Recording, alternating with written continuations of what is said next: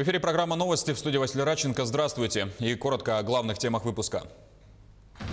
В результате взрыва бытового газа в многоэтажном жилом доме в подмосковном Орехово-Зуево погибли 3 человека. В региональный указ о режиме повышенной готовности внесли изменения, они коснулись дистанционного обучения в Якутии. Взят временный тайм-аут. Вице-премьер Татьяна Голикова объяснила приостановку возвращения россиян из-за рубежа.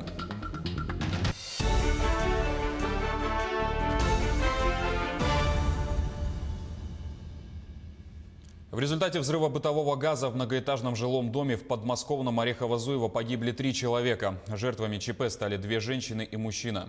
Также, по данным МЧС, пострадали 9 человек. Причиной взрыва стала газовая колонка на 3-м этаже жилого дома на улице Гагарина. Второй подъезд обрушился с 3-го по 5-й этажи. Всего повреждены 10 квартир, из них 5 полностью разрушены. Ощущалось не так. У меня собака вот сидит на подоконнике, а он как раз начал гавкать буквально за 3-4 минуты. Я думал, что такое, что случилось. Подхожу к собаке, и вместе с собакой меня отбросило. Очень громкий резкий хлопок, потом все начало пыль поднялась, мы подумали, что вот пожар начался, испугались, на балкон выбежали. Вы, если не ошибаюсь, сказали, что это вас заблокировало в квартире? Да, у нас. А почему так произошло? Что-то упало? Потому что в подъезде прошел обвал. И перекосил? Да, и дверь деформировалась, и нападали камни вниз, и мы не смогли изнутри открыть. И поэтому мужчины подошли и снаружи нам помогли выйти. Я выбежал на балкон, посмотрел вниз, где увидел пролет, стеклопакет, который вылетел. И с 3-го этажа увидел, были клубы белого дыма. Вот. Хлопок был сильный вообще? Сильный, задрожал. Я на кухне, не подпрыгнул, но задрожало все. Я готовила кушать. Я была на кухне, готовила кушать. Вот этот вот сильный хлопок. Полетело, все посыпалось, загремело, дым черный. Мы пооткрыли входные двери. Это нечто. Черный стоял дым. Черный дым. Мы еле вышли, вот как говорится, в чем были. Все в шоке. Одни вон уколы скорые вызывали, кололи. Я таблетки пила успокоительные. Всех трясло. Шок такой был. По словам одной из жительниц дома, сотрудникам МЧС удалось спасти мальчика, оказавшегося после взрыва на бетонной панели. Через 5 минут приехала скорая помощь и увезла ребенка. Уже в больнице мальчика навестил губернатор Подмосковья. После визита он рассказал о состоянии пострадавших. Также губернатор пообещал жителям как оперативную помощь по предоставлению временного жилья, одежды и еды, так и дальнейшую поддержку с восстановлением документов и всего, что зависит от властей. После взрыва дома поступило 4 из подъезда, обрушившихся. Я сейчас посетил одного из пациентов, он готовится на транспортировку в Москву, манекен. Еще 2 пациентам сделали первые операции. Сегодня эти 2, которым сделали первые операции, будут отправлены в манекен или вертолетом, или землей, сейчас врачи решат. Что касается Михаила, который, его стабилизировали сейчас, жизни ничего не угрожает, всем 4. Соответственно, все необходимые мероприятия врачи приняли. Как сообщали ранее, Россия приостанавливает возврат граждан из-за рубежа. Подробнее о ситуации. Никита Конев. В субботу Россия полностью закрыла авиасообщение с другими странами. Теперь отменены даже те рейсы, что предназначались для возвращения жителей страны на родину.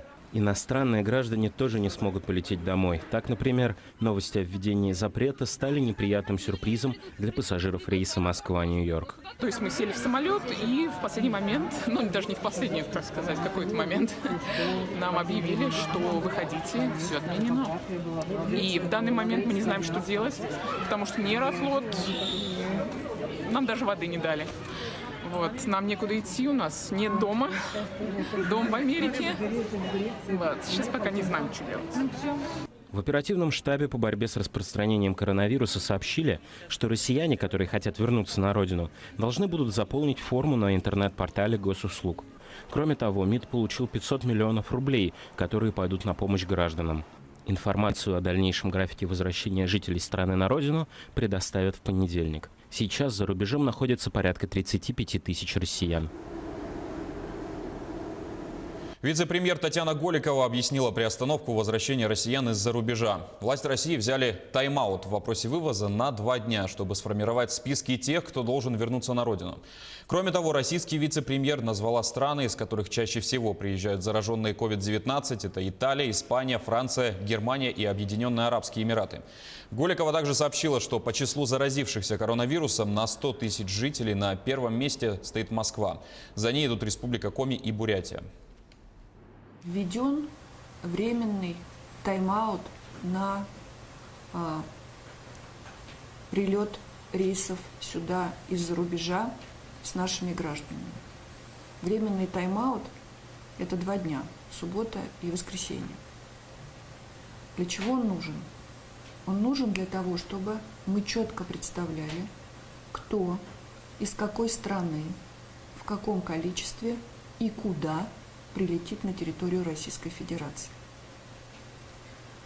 Для этого на информационном ресурсе госуслуги, вы знаете об этом, размещена соответствующая анкета, которую должны заполнить граждане, желающие вернуться в Российскую Федерацию. На основе этой информации нами будут сформированы соответствующие полеты и соответствующий график в те страны и в те города на территории Российской Федерации таким образом, чтобы максимально сосредоточить или скомплектовать борты, чтобы это было в одну точку. В указ главы Якутии о введении режима повышенной готовности внесли изменения. Они коснулись дистанционного обучения в регионе. Его срок теперь составляет с 6 по 30 апреля. Министерству образования и науки Якутии поручено обеспечить санитарный режим, бесплатный доступ к онлайн-платформам, далее определить перечень учреждений, которые не смогут из-за отдаленности и труднодоступности проходить обучение дистанционно. В таких школах с учетом санитарно-эпидемиологической ситуации обеспечат работу дежурных групп численностью до 12 детей. Также совместно с НВК «Саха» будет обеспечена ежедневная трансляция видеоуроков для обучающихся. Длительность предусмотрена не менее 2 часов в день, также с 6 по 30 апреля.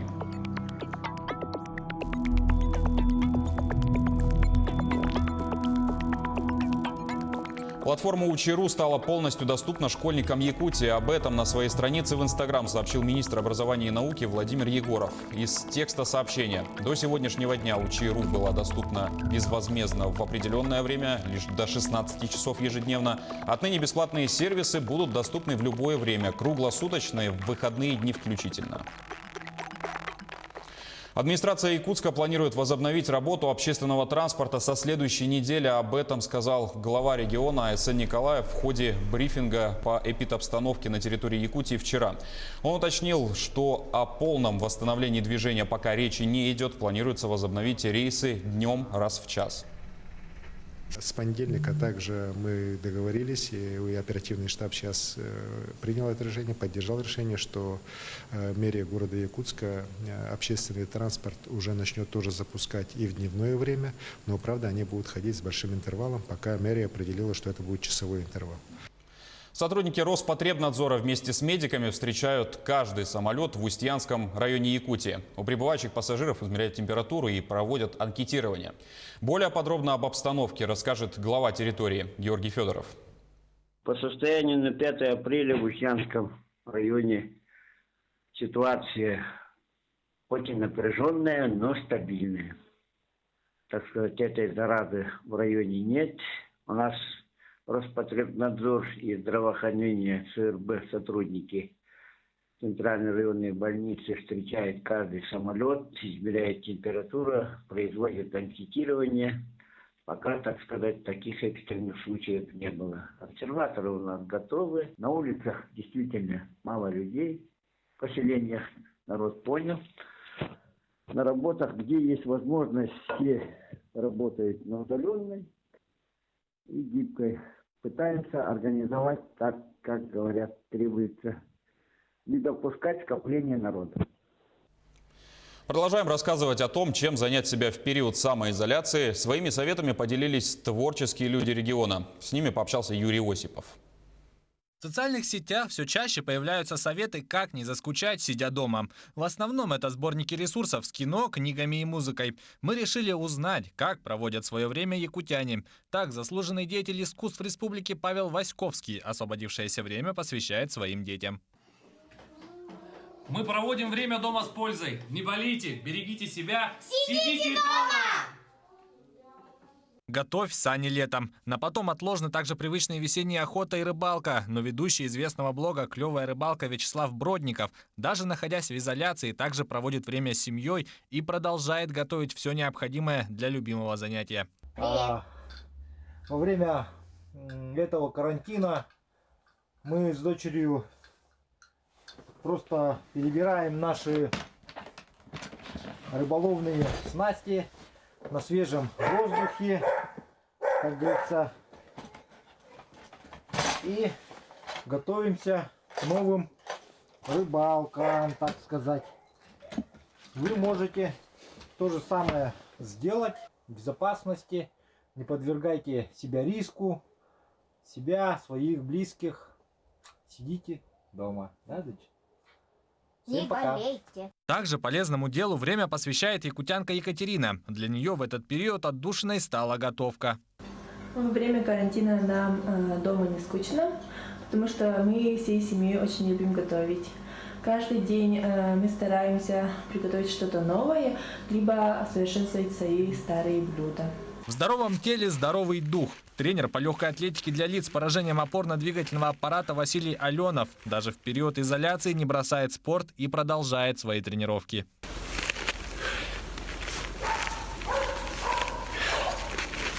Василий также продолжает и тренерскую деятельность.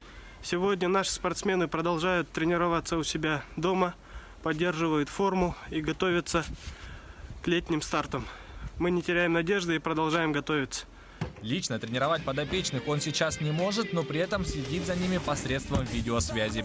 Спортсмены регулярно отправляют ему видеоотчеты. При этом используют вместо спортинвентаря подручные предметы.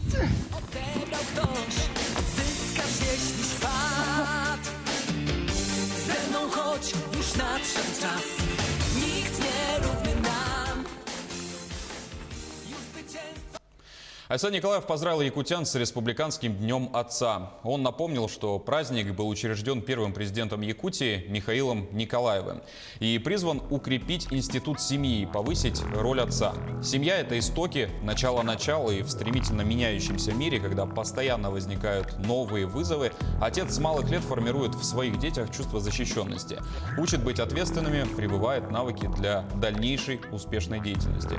И, конечно, во многом именно отец закладывает в своих детях чувство патриотизма, преданность своей родине и готовность защищать ее в трудную минуту. От имени руководства региона и от себя лично глава пожелал всем здоровья и благополучия, счастья и успехов во всем.